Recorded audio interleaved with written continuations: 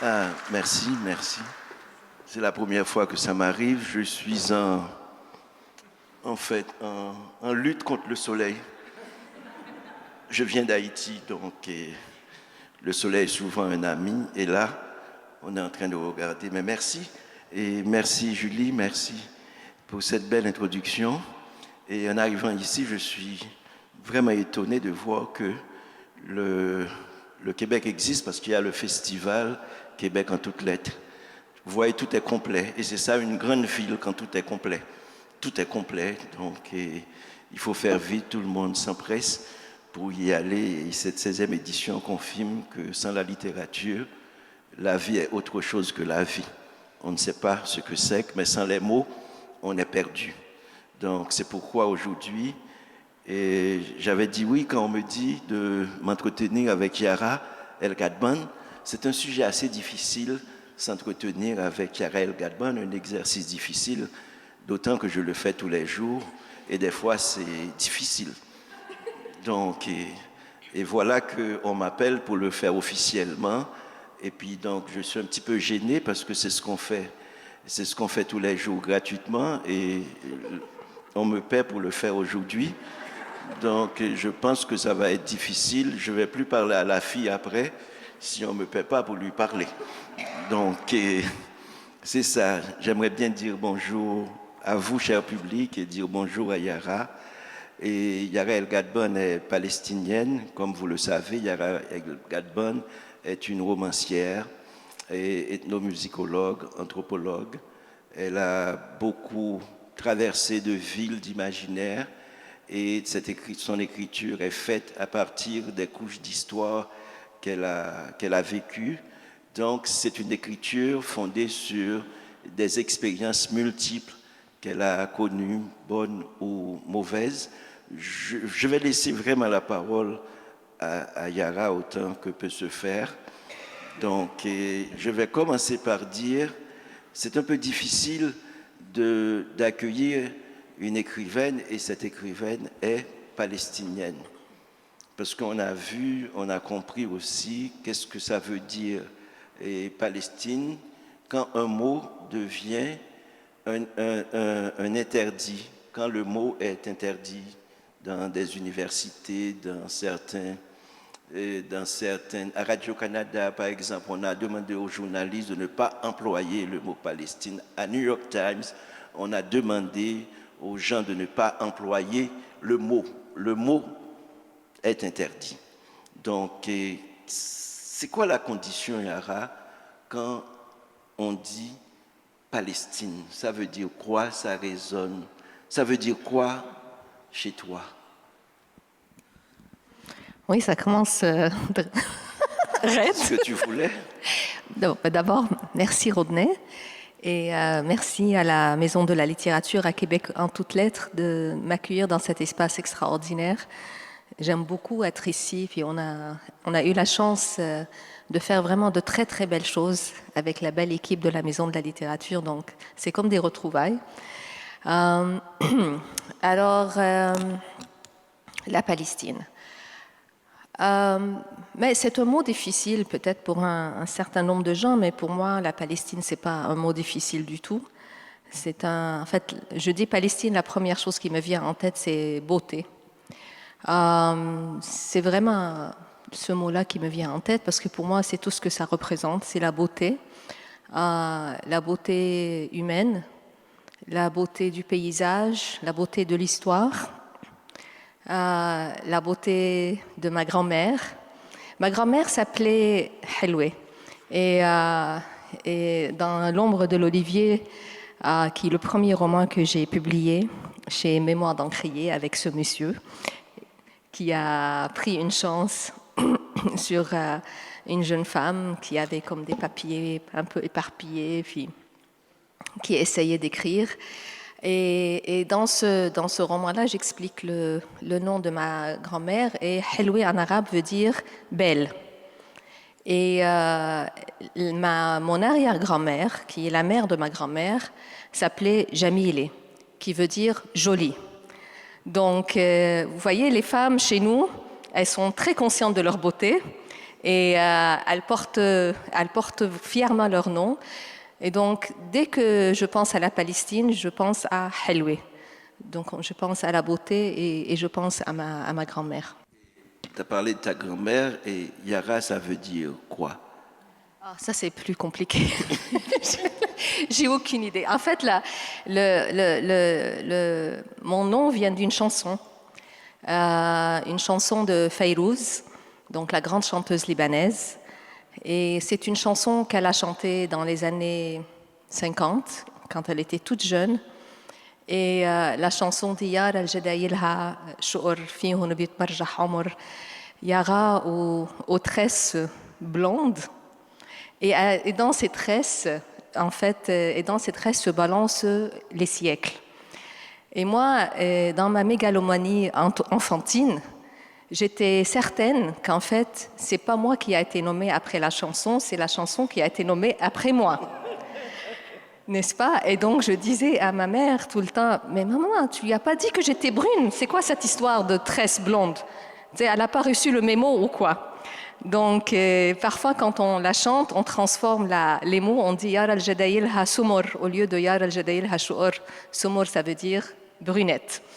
Et voilà, mais le sens du nom comme tel s'est envolé dans l'histoire. Tu as vraiment cité le premier roman de Yara, L'ombre de l'Olivier, qui est un récit d'enfance et qui parle naturellement de Palestine, du camp, de la grand-mère et de cette narratrice qui s'appelle Yoyo et qui ressemble bizarrement à une certaine Yara.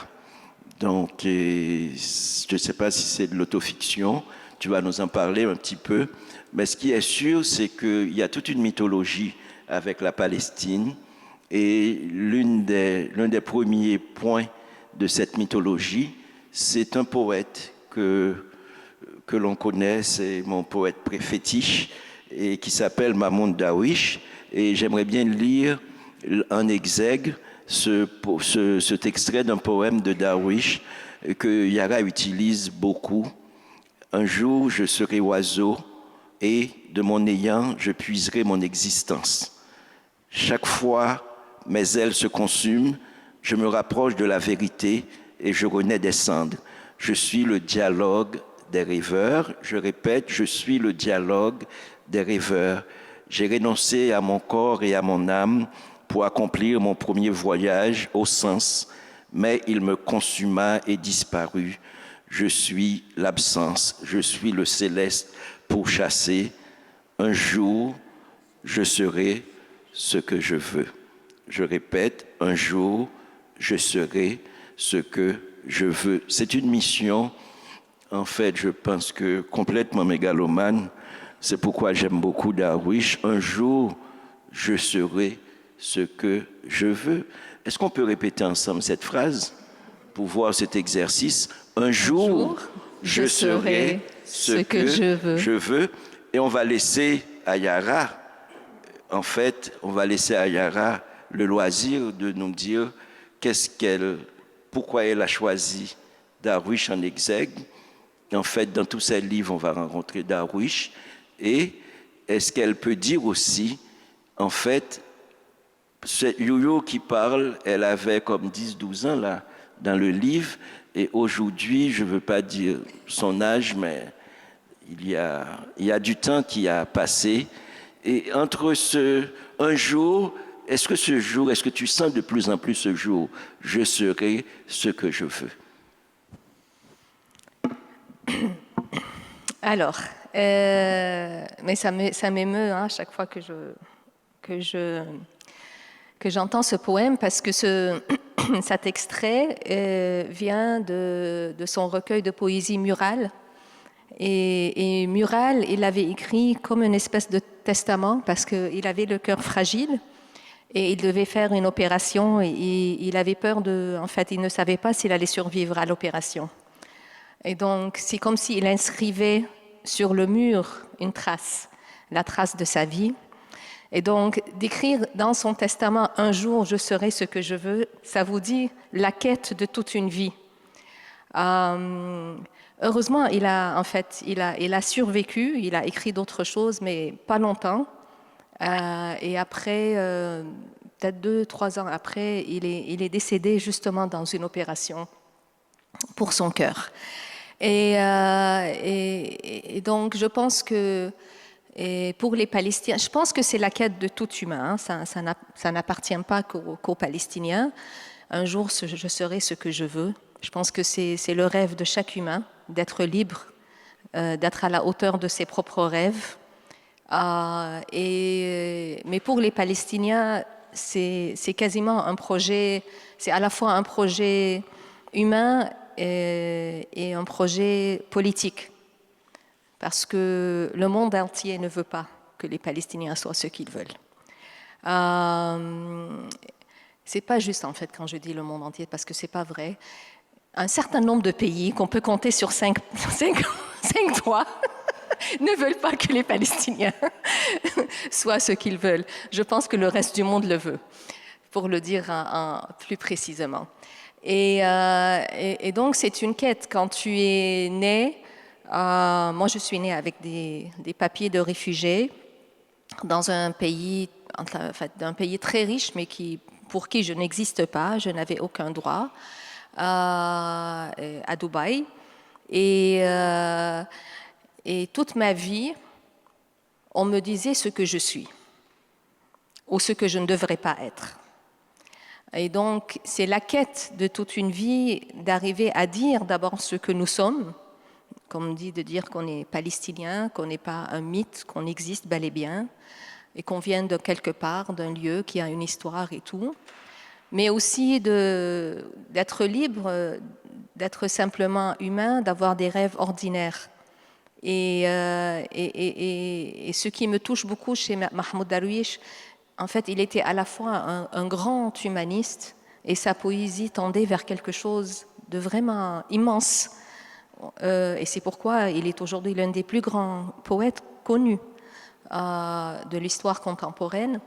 Mais ce qu'il cherchait, si on lisait sa poésie, ce qu'il cherchait toujours, c'est le luxe de l'ordinaire. Donc, ses plus grands poèmes, c'était autour de l'odeur du café de sa maman. Et quand il écrit, par exemple, ce poème extraordinaire sur cette terre, il y a ce qui mérite vie. Et quand il commence à nommer qu'est-ce qui mérite vie, la première chose qu'il dit, l'hésitation d'avril. Ensuite, il dit l'opinion des femmes sur les hommes. Donc, cela, ce qui mérite vie sur cette terre, entendre une femme et son opinion sur les hommes. Je vous montre ce livre publié aux éditions du Seuil qui, justement, prête et comme titre en pointe le vers de Darwish, le poème « Sur cette terre, il y a ce qui mérite vie ». Effectivement, l'opinion des femmes sur les hommes.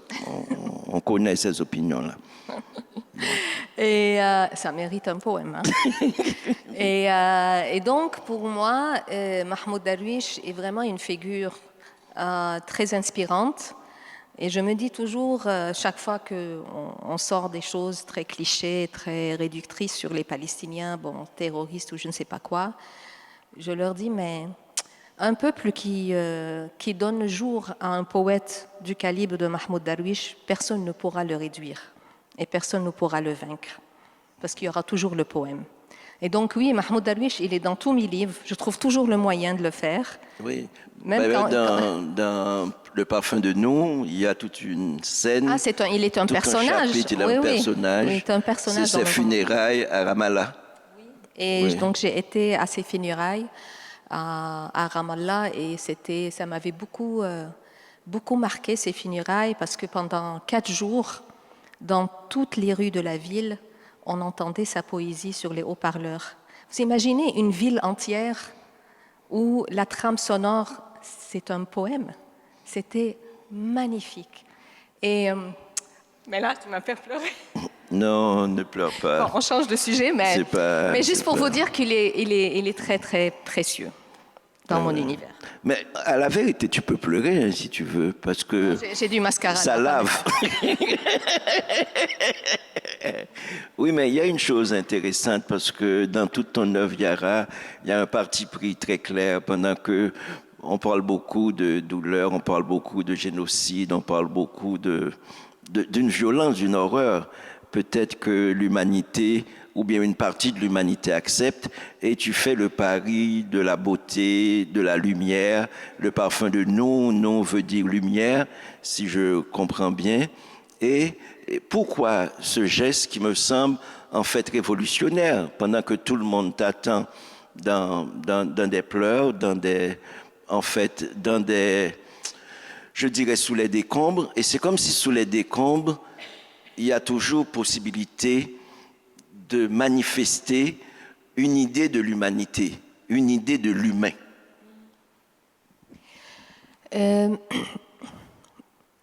Bon, d'abord, je pense que c'est quelque chose qui appartient, je ne sais pas si c'est toute la douleur de notre existence depuis 77 ans en Palestine qui a fait que les Palestiniens ont construit une autre forme de résistance. Quand, en fait, tu as un certain nombre de puissances coloniales qui veulent te faire disparaître, la meilleure façon de résister à cette disparition, c'est d'être soi-même une manifestation de la vie. Et donc de toujours réaffirmer la vie dans toutes ses formes. Et donc vous allez voir que même là, je lis beaucoup de poètes de Gaza, vraiment une poésie extraordinaire et toujours à côté évidemment du témoignage à travers la poésie, du témoignage de l'horreur qu'ils vivent, il y a toujours l'amour. Il y a toujours l'amour. Il y a toujours des moments de tendresse extraordinaires, des bonheurs, mais vraiment les bonheurs du quotidien, le bonheur du pain chaud, du ciel bleu, de l'oiseau. Je suis sur Instagram 2 sœurs de Gaza qui vivent à Gaza et qui sont des passionnées d'oiseaux. Et à travers ce génocide depuis 2 ans, la seule chose qu'elles postent, c'est des images des oiseaux de Gaza. Pour moi, c'est la plus grande expression de résistance. Vous voyez ? Donc, je pense que c'est quelque chose que... Je ne veux pas dire que c'est inné parce que je ne crois pas aux caractéristiques innées des peuples. Je pense que c'est quelque chose de très... d'ailleurs, qui me trouble. Mais je pense que la vie et l'expérience historique a fait qu'on a développé aussi une certaine manière de vivre pour toujours affirmer notre présence. Vous allez voir un autre mot qui est toujours là, le mot vie est toujours là dans la littérature palestinienne. Le mot présence est toujours là. Affirmer notre présence, nous sommes présents, nous sommes vivants, comme le poème de Rifat el-Arir. Quand la vie est anéantie, nous sommes là, nous sommes vivants, toujours. Donc, et je pense que moi, j'ai grandi dans cette éducation-là, l'éducation de la vie. Une jeune slameuse, Rafif Ziadeh, quand quelqu'un lui a dit pourquoi vous enseignez, comme quelqu'un qui était vraiment clairement avec beaucoup de préjugés, il dit quand est-ce que vous allez arrêter d'enseigner la haine? Et puis là, elle lui dit mais nous, on n'enseigne pas la haine, nous enseignons la vie. Et c'est ça en fait. Et vous allez trouver ça, we teach life, sir. C'est ça qu'elle dit, we teach life, sir. Every morning, Palestinians wake up to teach the world life, sir.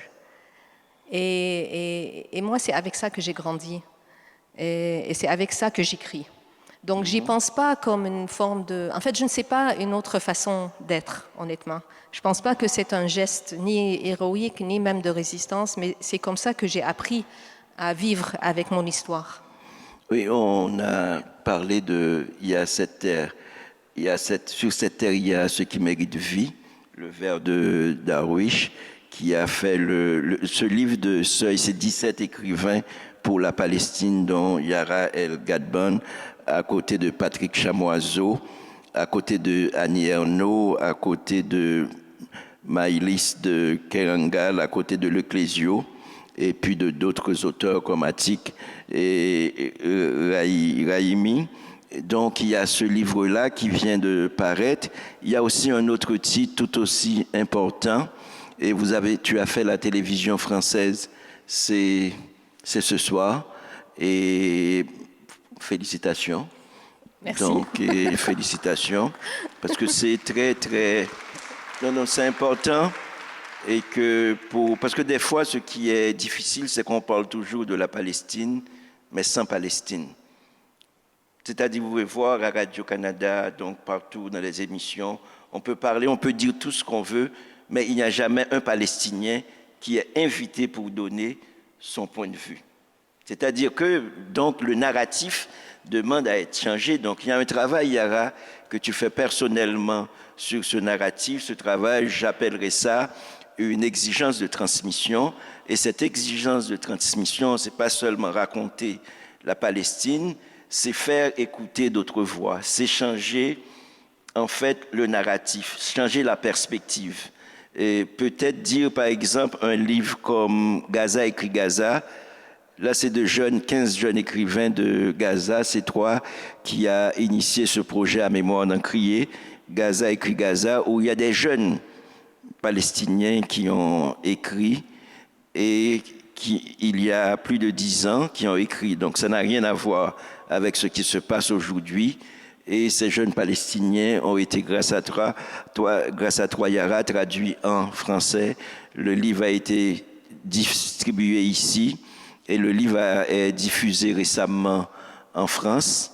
Et donc, le livre est dans toutes les librairies en France. Et il y a eu sur ce livre-là, en fait, 3 grands spectacles à Montréal, à la Place des Arts, à l'Institut à l'Institut du Monde Arabe à Paris, et hier soir au Musée de la Civilisation.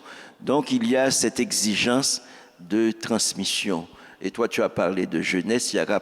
Dis-nous, en fait, ce livre, Gaza écrit Gaza, pourquoi? Qu'est-ce que ça veut dire pour nous? Mais merci. Et ce livre est très précieux parce que ce sont des jeunes de Gaza qui, en fait, qui rêvaient d'être écrivains et qui rêvaient de vivre une vie libre et qui racontent, en fait, des histoires qui partagent leur imaginaire dans leur propre voix. Et comme tu viens de le dire, malheureusement, les gens ont très peur d'entendre la voix des Palestiniens. Et ils sont très heureux d'avoir des experts sur la Palestine. Ça, des experts sur la Palestine, il y en a une tonne. Mais des Palestiniens qui parlent pour eux-mêmes, c'est toujours un peu un miracle. Et c'est toujours, même quand ils parlent, c'est toujours très, disons, pour utiliser un euphémisme, très cadré. Et donc d'avoir un livre où on entend la voix des jeunes de Gaza, sans médiation, sans réinterprétation, c'est très très précieux. Et c'est d'autant plus précieux parce que ces jeunes avaient survécu au bombardement de 2008-2009, ont survécu au bombardement de 2012, survécu au bombardement de 2014, survécu au bombardement de 2021, et ils étaient en train de survivre un génocide. Et entre la parution du livre originalement en 2014 et aujourd'hui, il y a 5 écrivains dont on a perdu la trace. Donc on ne sait pas s'ils ont survécu au génocide. D'autres ont été forcément exilés et d'autres sont toujours à Gaza. Il y a une écrivaine qui est médecin et donc qui était dans le génocide en train de pratiquer, essayer de sauver des vies. Et de pouvoir entendre ces voix-là, alors qu'on essaie de silencier la voix des Palestiniens partout, je pense que c'est un devoir, ça donne du sens à notre travail, parce que je ne l'ai pas fait seul, on l'avait ensemble, puis surtout, on l'a fait avec 25 autres écrivains francophones qui ont tous participé à la traduction du livre. Et ils l'ont fait en toute solidarité. Ils n'ont pas demandé un sou pour pouvoir rendre ce livre disponible en français. Et je pense que c'est la seule chose qu'on peut faire aujourd'hui, c'est-à-dire essayer de transmettre le message et rappeler qu'il y a des vies humaines. Mais au-delà de la vie humaine et de la survie, il y a des rêves aussi. Il y a toute une génération qui rêve d'exister et qui a les mêmes rêves que nous, qui rêve d'être ici comme je le suis aujourd'hui devant vous, en train de vous raconter des choses par rapport à des livres que j'ai imaginés, à des choses que j'ai écrites, des rêves. Et je pense que c'est la moindre des choses qu'on peut faire, c'est de pouvoir prêter nos voix pour qu'on entende mieux leur voix à elles et eux. Oui, dans cette tentative de transmission, il y a un livre, en fait, un petit peu de mégalomanie, ça peut nous faire du bien, fascinant. Et on a vendu près de 15 000 copies de ce livre. Donc, madame a reçu des droits d'auteur assez importants. Donc, essentiel. Substantiel. Bravo, monsieur. Donc, mais ce qui est intéressant, c'est que ce livre a été accueilli ici, d'abord. Ici, c'est la 3e, ça c'est l'édition de poche. Ce livre a été accueilli ici et dans les journaux, à la télévision, partout, dans nos rencontres, partout, on a dit une chose. Et ça nous a frappé en disant que c'est un livre qui devait être entre toutes les mains. C'est un livre essentiel. Et ce livre n'est autre qu'une conversation entre Yara et moi. C'est ce qu'on est en train de faire là. Et ce que je vais te demander, Yara, est-ce que quand tu écris, on va passer à la danse des flamants roses, quand tu écris, c'est quoi le pouvoir de simple... Parce que je pense qu'il y a... Moi-même, je parle de moi, et des fois, le matin, je me réveille et je me dis, mais quel sens ça peut avoir, écrire? Je pense que chacun d'entre vous pose la question. Si vous êtes médecin, vous êtes en train de soigner, si vous êtes avocat, si vous êtes bibliothécaire, et par rapport à ce qui se passe dans le monde, vous avez droit à vous poser ces questions-là. Quel sens, quel usage que j'ai fait de ma vie? Quelle utilité que ma personne peut avoir? Où placer ma personne? Donc, et quand on a eu tous ces... Quel sens que tu as, toi, quand tu fais Gaza écrit Gaza, quel sens, qu'est-ce que ça peut, en fait, déplacer quand tu écris? Quelles sont... Je veux parler de tes angoisses, je veux parler aussi de la lumière au bout de ce tunnel-là. Vous voyez, c'est dangereux quand c'est ton éditeur qui te pose des questions. Il ne me rend pas la vie facile. OK.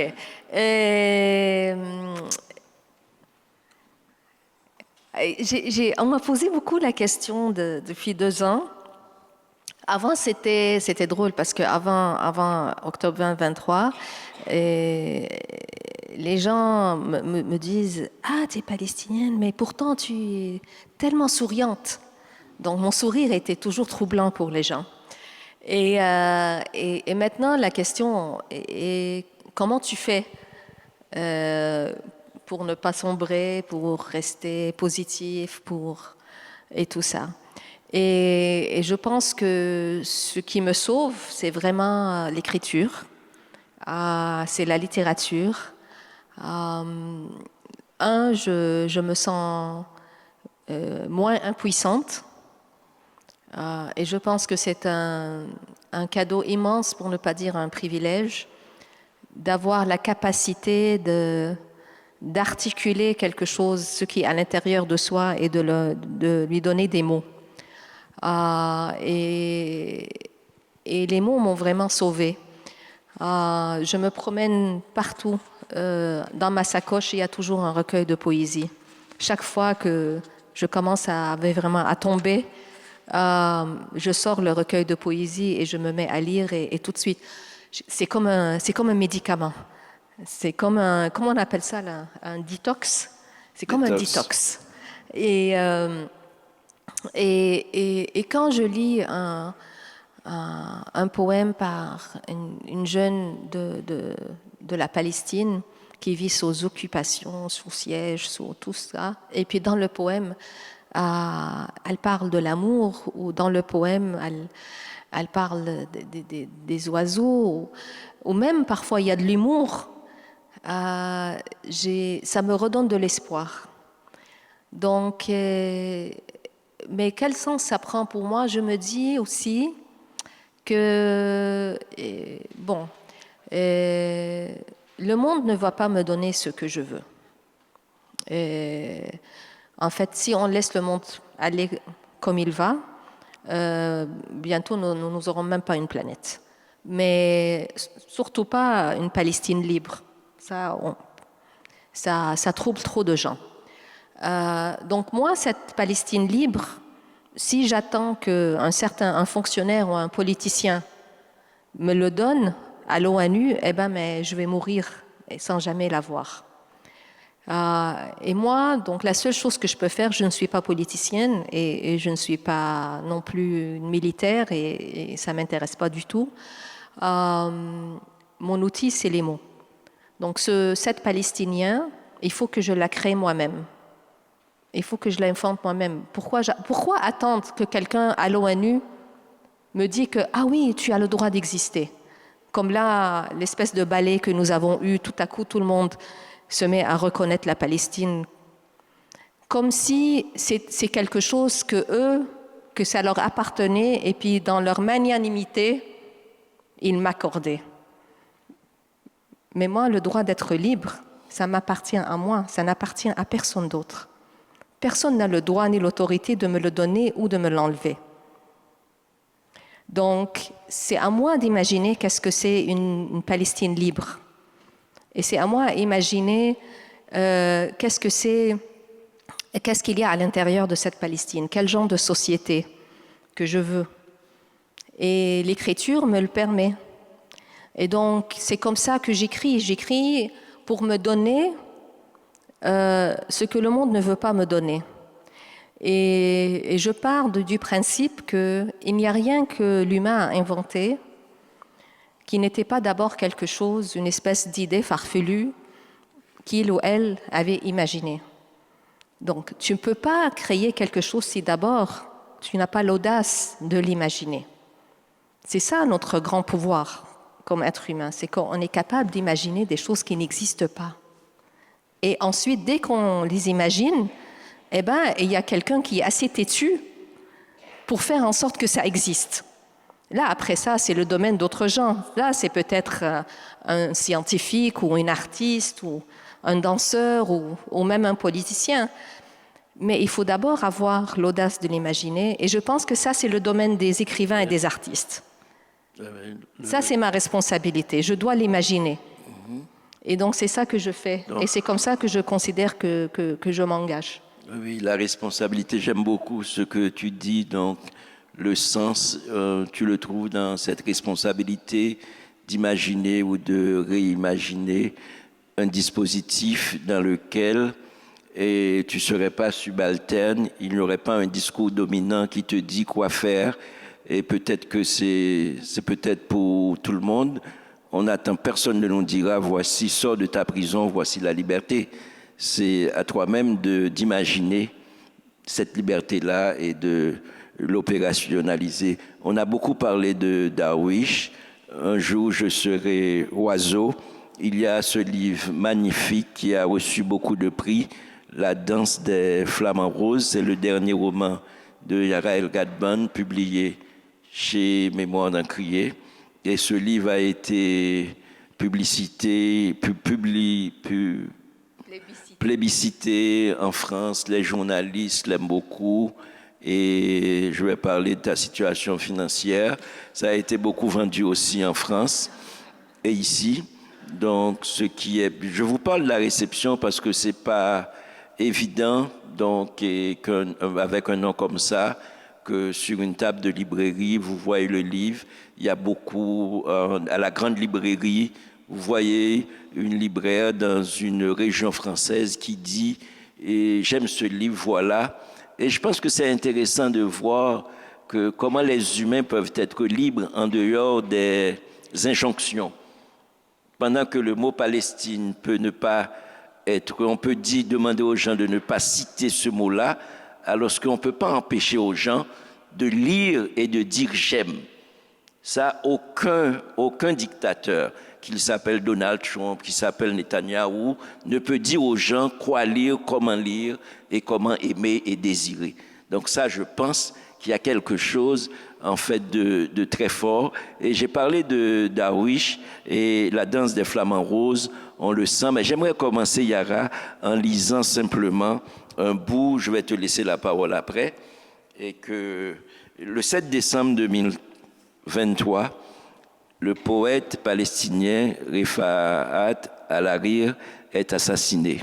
Il est parmi des milliers d'hommes, de femmes et d'enfants tués à Gaza par les bombes israéliennes. Son poème « If I Must Die », hymne à l'humanité, résonne dans le monde entier. S'il doit mourir, écrit-il, nous devons vivre pour raconter son histoire, fabriquer un cerf-volant, répandre l'espoir. Ce roman est un cerf-volant. C'est comme ça Yara a choisi de présenter son roman. Est-ce que je dois te poser une question? Bien. Ça aiderait. Oui.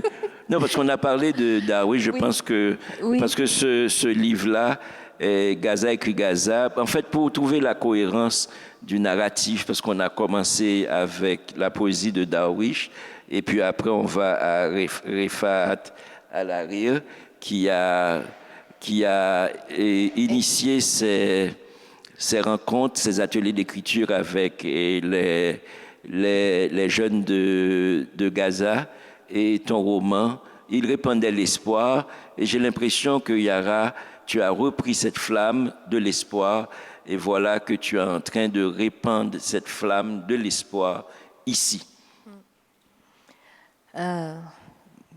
Oui, merci, je ne sais pas quoi dire, mais ce roman, je l'avais écrit, il faut le dire, évidemment avant le génocide.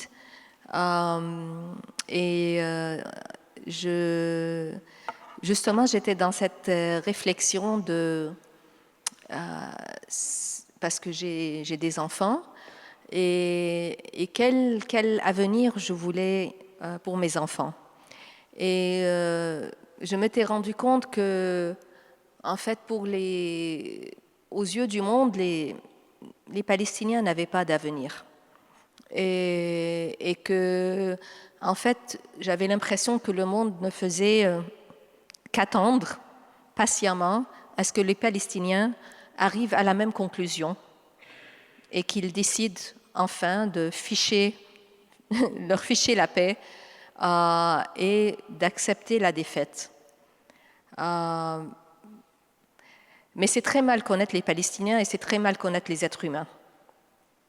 Parce que je pense qu'il n'y a aucun être humain qui peut vivre opprimé toute sa vie. Tu n'as pas besoin d'être un héros. Personne ne pourra vivre opprimé toute sa vie. Les êtres humains vont toujours se battre pour être libres. Et donc, je réagissais à cette espèce d'attitude. Allez mourir et laissez-nous tranquilles. Et je voulais imaginer la vie dans une Palestine, je ne veux pas dire futuriste, mais dans la Palestine de mes rêves.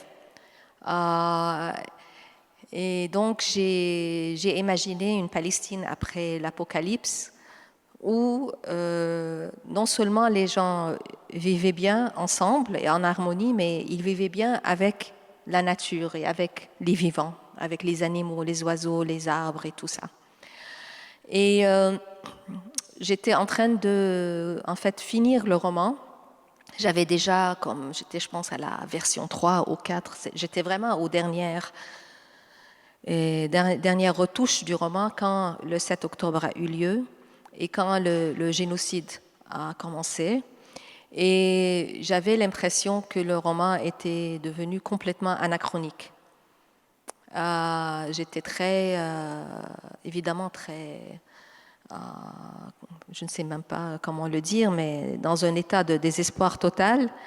Et j'ai failli vraiment laisser tomber le roman. Et même je venais vers Rodney, à chaque fois que je venais vers Rodney, je disais, Rodney, je pense que je vais réécrire ce personnage, je pense que je vais écrire la fin le dénouement du roman, je pense que mes personnages sont trop gentils, le monde est trop beau dans mon roman, c'est pas vrai, les gens sont des monstres, il faut que j'aille des monstres dans mon roman et tout. Puis heureusement, il me laissait pas faire.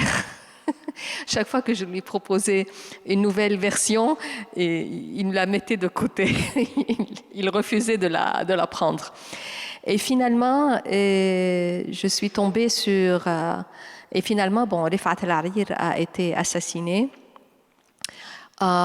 Et donc, son poème sur les cerfs-volants s'est répandu partout. Et je dormais une nuit et il est venu dans mes rêves. Et dans mes rêves, Rifat El-Harir me disait « Ce roman est un cerf-volant ».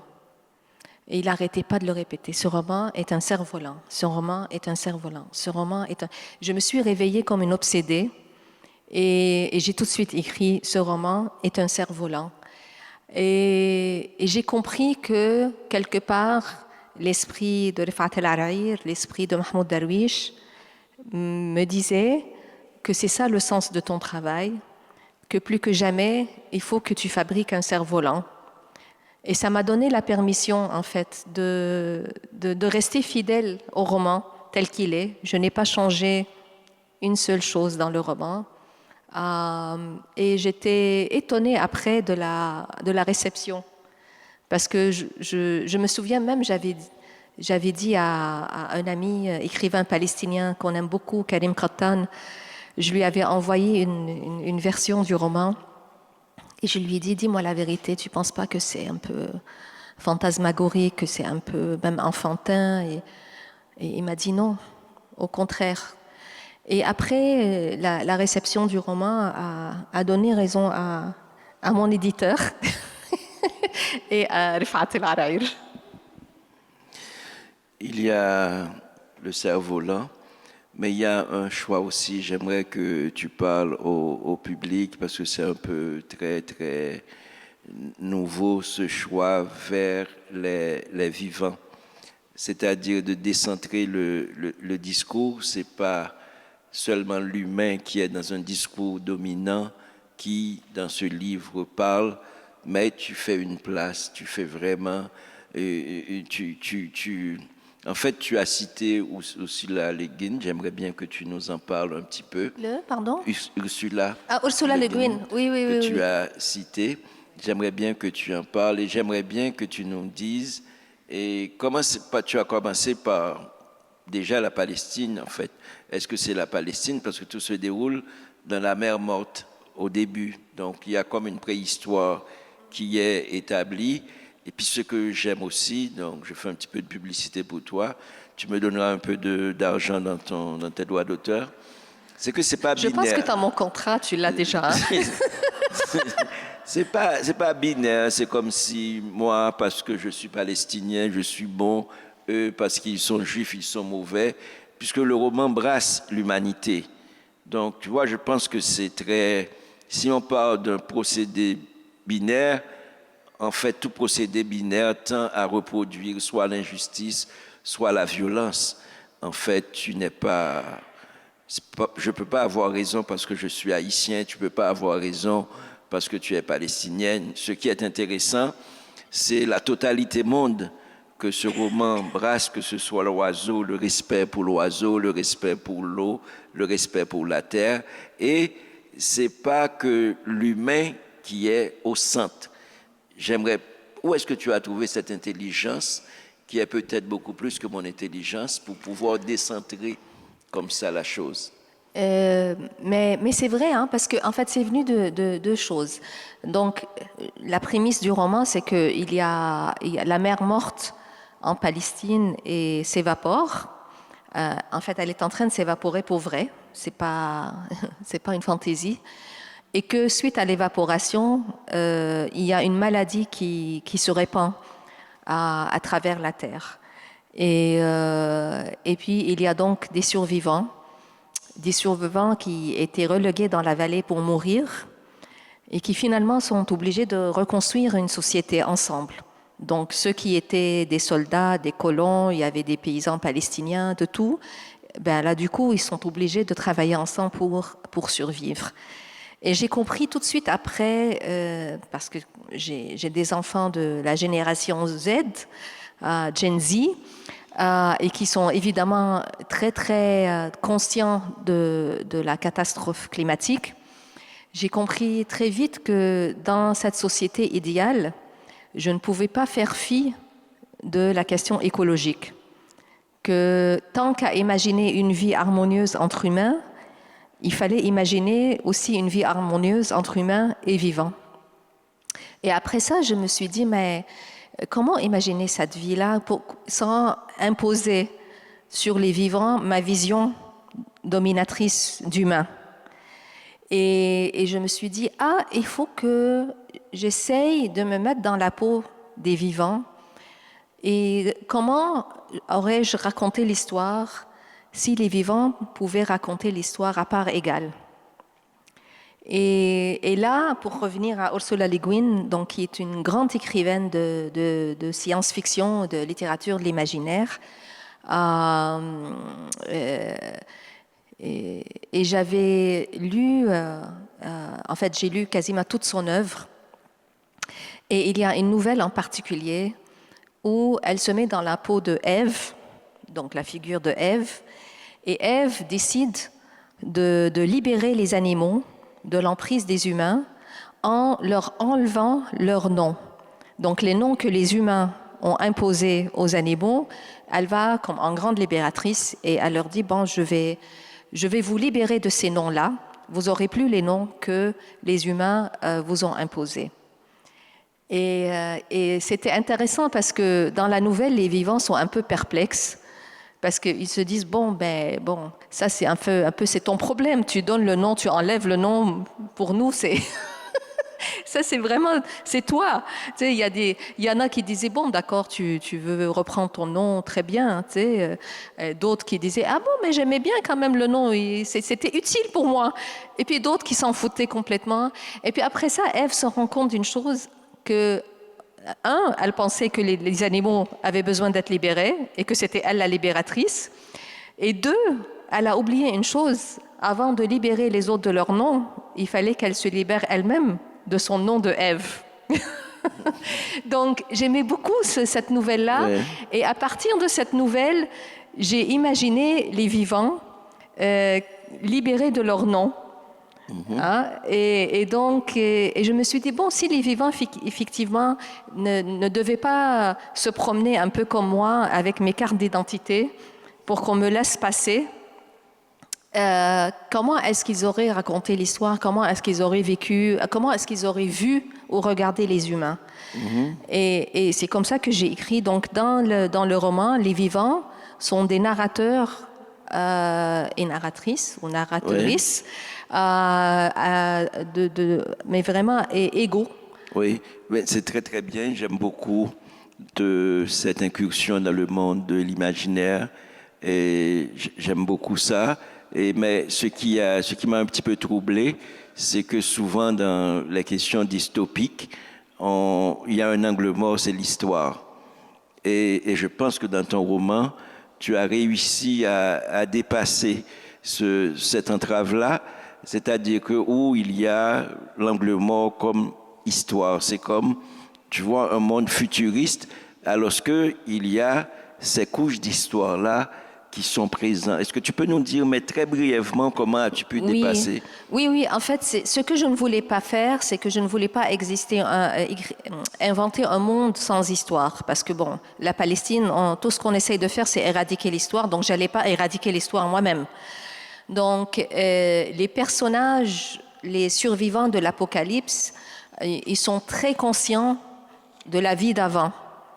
Et l'enjeu qui se présente dans le roman, c'est quoi transmettre aux jeunes qui sont nés dans la vallée, et comment transmettre l'histoire, transmettre la mémoire, et, sans la répéter. Et donc, tous les personnages sont un peu vivent avec leurs fantômes aussi. Donc, il y a le rêve, mais il y a les fantômes du passé et les fantômes de l'histoire. Et l'autre chose que je fais aussi dans le roman, c'est que je me base sur, en fait, tout ce que je mentionne ou j'invente dans le roman n'est pas vraiment inventé, c'est enraciné véritablement dans l'histoire de la Palestine. Donc, la plupart des personnages ont déjà existé d'une façon ou d'une autre. Il y a des choses qui peuvent vous paraître complètement extraordinaires, mais qui font vraiment partie de l'histoire. Et là, je dois dire que je me suis beaucoup inspirée de Margaret Atwood, Margaret Atwood dit « Mais moi, j'invente rien dans mes romans de science-fiction. En fait, je pars de choses réelles qui sont arrivées dans l'histoire et je les amène à leur point le plus ultime. » C'est à la fois très troublant parce que, tu sais, la servante écarlate, là, ça commence à ressembler pas mal à ce qu'on vit aujourd'hui. Mais c'est qu'elle est partie de choses qui sont déjà arrivées dans l'histoire. Il y a 100 ans, 200 ans, 300 ans, c'est pas des choses inventées. Et donc, j'ai fait la même chose, pour montrer que, c'est possible. Donc, le monde que j'imagine là, il est possible parce qu'il est enraciné dans quelque chose de réel. Et aussi qu'il faut qu'on ait assez d'imagination d'imaginer le jour d'après, sans avoir à évacuer l'histoire. Je vais te demander de nous faire un petit cadeau, Yara, parce que en fait, il y a un mot qui dit la preuve du pudding, c'est qu'on le mange, et la preuve que tu sois vraiment l'écrivaine que tu es, et peut-être qu'il y a des gens assez fous pour te faire signer un exemplaire, c'est que tu nous lises les premières pages, parce qu'il y a avant de passer la parole au public, vraiment, les premières pages, tu as 2 minutes. 2 minutes? Oui, okay. Oui, c'est la première page. Bon, mais je vais lire... Tu lis ce que tu veux, Yara. Ouais, voilà. Exerce ta liberté. Ne m'impose pas. Alors ça, c'est le début de l'Apocalypse. Pendant des jours et des jours, nous n'étions que souffle coupé, gorge écorchée, peau fêlée, bras tombés, genoux pliés. Les hurlements se réduisaient en pleurs, les pleurs en gemissements, les gemissements en silence. Silence, sauf le sel fouetté par le vent. Silence, sauf le béton craquant sous le soleil. Silence, silence. Sauf un cri soudain, drôle de musique. L'un appelle, l'autre répond. Le vent a changé de rythme, le vent a changé de forme. Les tourbillons se sont mués en grands battements d'ailes. Le ciel a changé de couleur. Ce jour-là, les flamants roses sont arrivés. Alors, bravo. Ce sont les flamands qui vont sauver les humains. Bravo. Merci à Yara. J'aimerais bien que vous applaudissiez Yara. J'aimerais bien. Merci Yara. Merci. Merci pour le travail que tu fais. Merci. Merci.